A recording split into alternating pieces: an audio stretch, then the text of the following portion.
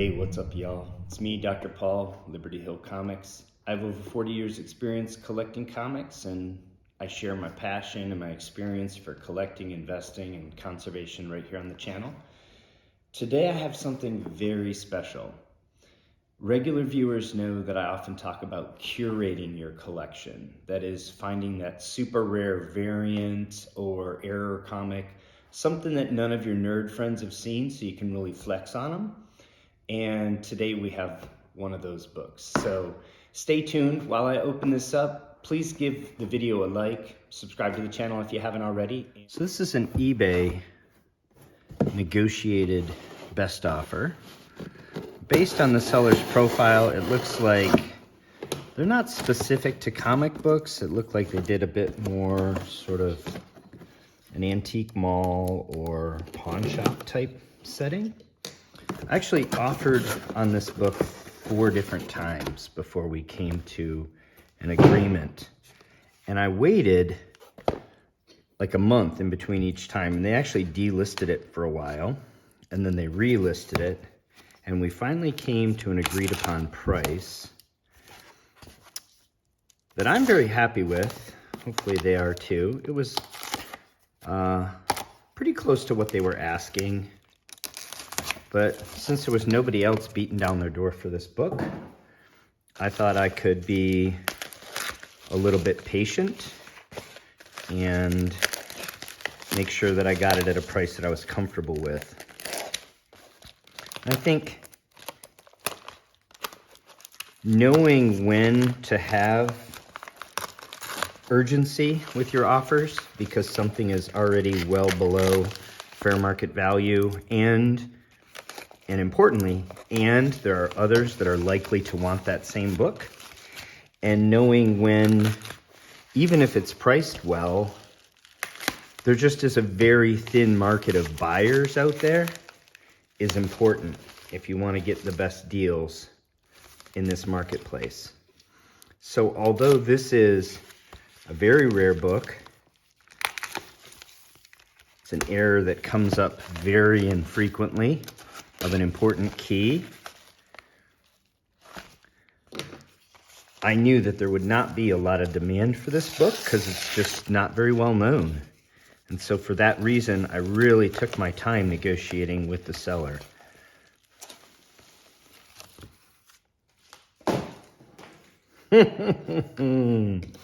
Check that out.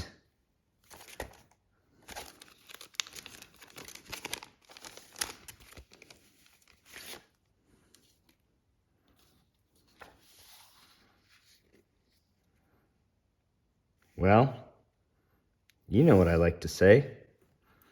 What is it and why do we care? What a cool book. This is Avengers number 10 from November 1964. It's written by Stan Lee and illustrated on the interior by Don Heck. And it has this classic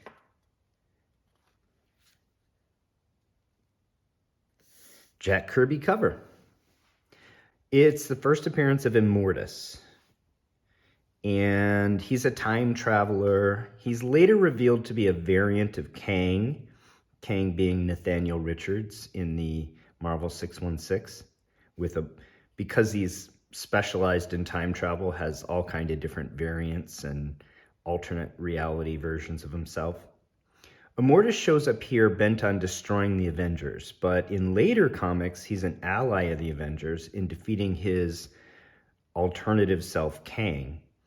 It's very important in today's comic book market to have the first appearance of the character also be their first cover appearance, and you guys have heard me say that a lot. This is because slabbing by a third party is very popular. And when you can only see the cover, it's a lot less appealing when the big key first appearance for which you purchase the comic is not on the cover.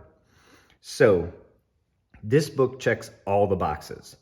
First appearance of an early Marvel Age villain by the classic Avengers creative team with a character relevant to the MCU and a great first appearance, first cover example by the King Kirby.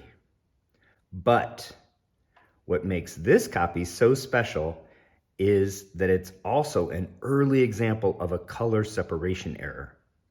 Comic books of this era were produced with a total of 4 ink plates: cayenne, magenta, yellow, and black. This process, known as CMYK, a subtractive printing method, it produced a color palette of 64 colors. This is why vintage comics have such a distinctive look that folks like us are nostalgic for. Even if we couldn't put it into words, when we see that distinctive 64 color palette and the printed pictures and the smell of the paper pulp, it just hits us right in the nostalgia. During the production of Avengers number 10, when the printers were first setting the CMYK plates up, the magenta and yellow plates were swapped, resulting in this color error in which the magenta areas are either yellow or green and the yellow are magenta in the finished comic. This particular error was noticed early on in the print, and it was corrected, making this error comic quite rare. In fact, there is a much more abundant similar error comic, Fantastic Four number 110, which is highly sought after because, in part, it's better known. In this example, the cayenne and magenta plates were switched, resulting in this trippy color palette. The FF book is not nearly as big a key as our Avengers book.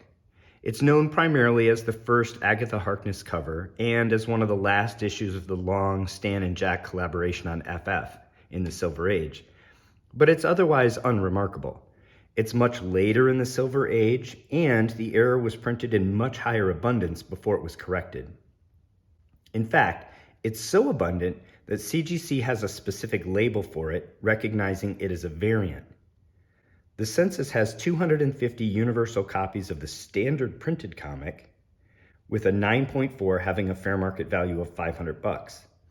And the misprint has a census population of 174 universal copies with a fair market value of $3,800. That's a whopping 760% markup for the error comic, despite it being only 30% less populous in the census.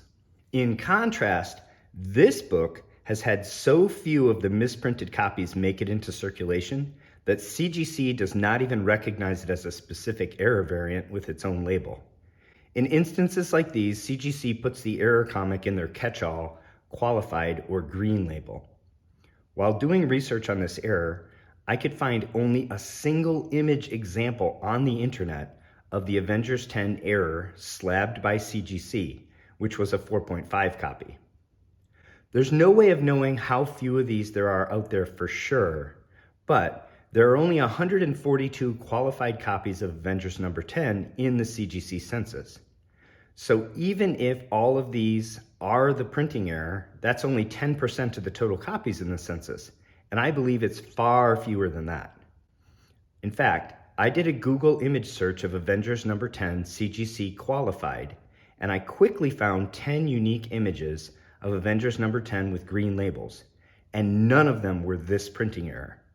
So I'm betting there are probably only 10 to 20 copies of this book that have been slabbed by CGC, and possibly even far fewer than that. In fact, I'm willing to bet $800 plus shipping and taxes on the rarity of this book. That is what I paid for this raw copy that I estimated when I looked at the pictures to be about a 5.0 to a 6.0 if I were to have it slabbed. And I think just glancing at it, I would hold that.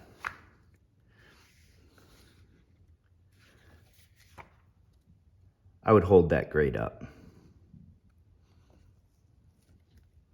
I don't see anything that would make me believe that that's not a reasonable estimate. There are 1,168 universal copies of Avengers number 10 in the CGC census with a median grade of 6.5. A 5.0 has a fair market value of $400, and a 6.0 has a fair market value of $450 in this bear market. Given the rarity of this book, it's not crazy for seller The Classic Cool to have a mid to low grade copy listed at a buy it now price of $5,500 on eBay right now. That's about 20x what the standard printing would be worth slabbed. What is this book ultimately worth? Well, the old adage, whatever someone is willing to pay, comes to my mind. Ultimately, I don't know, but I feel I got a very good deal on this super rare misprint at 800 bucks, which is only about double what the standard version of this book is worth in this grade. This book is for my personal collection, but as you guys know, I still want to be very well bought on my collection because getting a good deal on a rare Silver Age key misprint and curating my collection is a big part of the fun for me. When you've been collecting as long as I have and you've completed a lot of your collecting goals, I already own a full run of Avengers Volume 1, you start to look for ways to keep collecting interesting and ways to curate a unique collection that will be the envy of your comic book friends. Many of my friends have copies of the first appearance of Immortus, but nobody else can brag ownership of this misprint copy. Is this the inverted Jenny of Avengers collections? I think so. It's the most significant, rarest error in Avengers Volume 1, at least that I'm aware of. Please let me know in the comments if you have a candidate for a rarer book in Avengers Volume 1. Well, I hope you enjoyed this video on this super rare Silver Age misprint. I hope you find this fun, as I did. Did you even know this misprint existed? I mean, it's rare enough most people aren't aware of it. What do you think it's worth? What do you think I should do with it? Is it worth contacting CGC and asking them to recognize it as a specific variant and give it a blue label? Let me know in the comments below. And if you enjoyed this video, please hit the like button and subscribe to the channel. Until next time, happy hunting and take care of one another.